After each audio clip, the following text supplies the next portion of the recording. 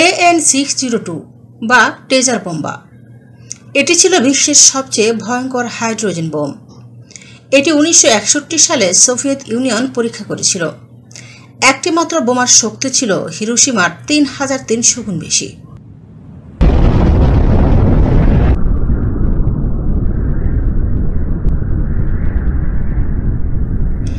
আজকের এই ভিডিওতে আমরা জানব টেজার বোমার নির্মাণ, শক্তি, পরীক্ষার দিন, বিস্ফোরণের বিশালতা, এর পেছনের ভয়াবহ ইতিহাস এবং এর প্রভাব সম্পর্কে বিস্তারিত।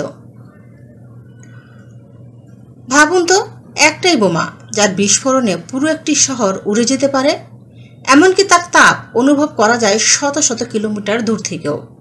এই বোমাটির নামই AN602, যেটা পৃথিবীর ইতিহাসে সবচেয়ে শক্তিশালী পারমাণবিক অস্ত্র হিসেবে পরিচিত।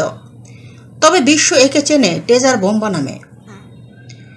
1961 সালের 30 অক্টোবর সোভিয়েত ইউনিয়ন এই ভয়ঙ্কর বোমার পরীক্ষাটি চালায়।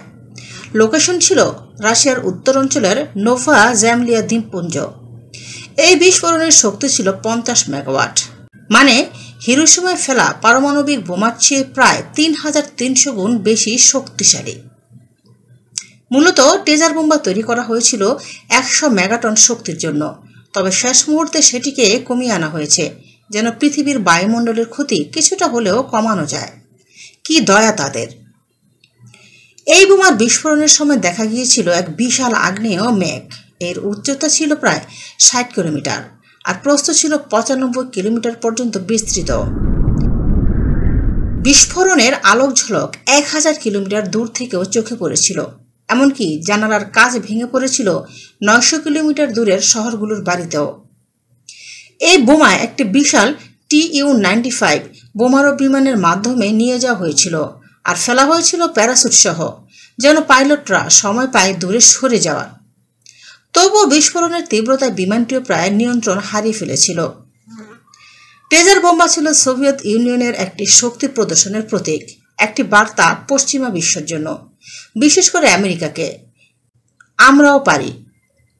কিন্তু এই বোমার অস্তিত্ব প্রমাণ করে দেয় মানুষের হাতে থাকা প্রযুক্তি কতটা বিধ্বংসী হতে পারে। একটা মাত্র বোমা যা দিয়ে পুরো একটি দেশের অস্তিত্ব বিলীন করে দেওয়া সম্ভব। আর এই কারণে আজ অবধি টেজার বোমা এর মতো আর কোনো বোমা ব্যবহার করাই হয়নি। এটি কেবল ছিল এক পরীক্ষামূলক বিস্ফোরণ যা ইতিহাস হয়ে রয়েছে। টেজার বোমা আমাদের মনে করিয়ে দেয় যুদ্ধ মানে কেবল বিজয় নয়, তা মানবতার পরাজয় হতে পারে। এই ইতিহাস থেকে শিক্ষা নেওয়ার সময় এখনই, না হলে ভবিষ্যৎ আর থাকবে না শেখার জন্য। তো আজকের তথ্যটি পছন্দ হলে অবশ্যই লাইক দিন, সাবস্ক্রাইব করুন আর শেয়ার করতে ভুলবেন না। আর কমেন্টে জানিয়ে দিন আপনি কি মনে করেন এমন বোমা তৈরি করা আদৌ উচিত কিনা।